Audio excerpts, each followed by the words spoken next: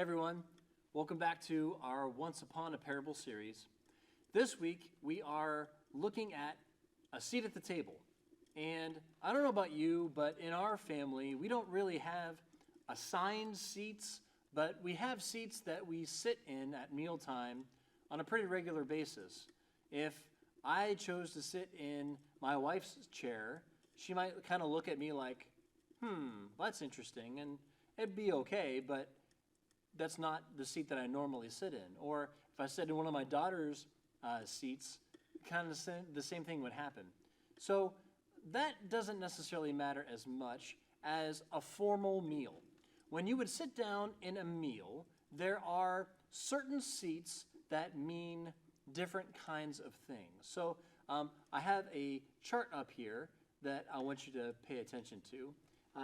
Each part of the table shows a different position, and it shows importance, or it shows a place for each person. And Jesus uses this as an opportunity to tell us a little bit about who God is, who we are, and what God's kingdom is all about. Let's check it out. Our passage for today is in Luke chapter 14, starting with verse 7. It says these words: When he noticed the guest picked the places of honor at the table, he told them this parable. When someone invites you to a wedding feast, do not take the place of honor, for a person more distinguished than you may have been invited. If so, the host who invited both of you will come and say to you, "Give this man your seat." Then, humiliated, you will have to take the place of least importance. But when you are invited, take the lowest place, so that when your host comes, he will say to you, "Friend, move up to a better place." Then you will be honored in front of your fellow guests. For everyone who exalts himself will be humbled, and anyone who humbles himself will be exalted. Then Jesus said to his host, "When you give a luncheon or dinner, do not invite your friends, or your brothers or relatives, or your rich neighbors. If you do, then they may invite you back so that you will be repaid. But when you give a banquet, invite the poor and the crippled and the lame and the blind, and you will be blessed. Although they cannot repay you, you will be repaid at the resurrection of the righteous." So this parable talks about position and importance. And this is something throughout Scripture that we see. We see people fight for power, for honor, for position. And Jesus is saying here that there is room at the table for everybody.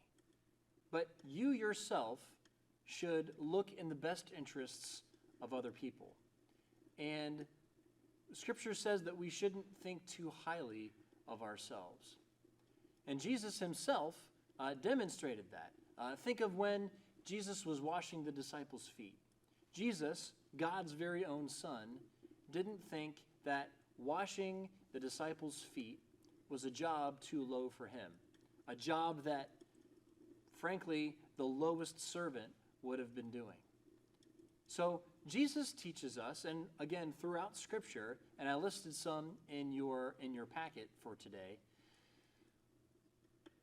God says that we are to make ourselves a servant, make ourselves low, not worry about our position or making ourselves look good, which is kind of hard sometimes because we like to look good. We like to feel important. We like to look important.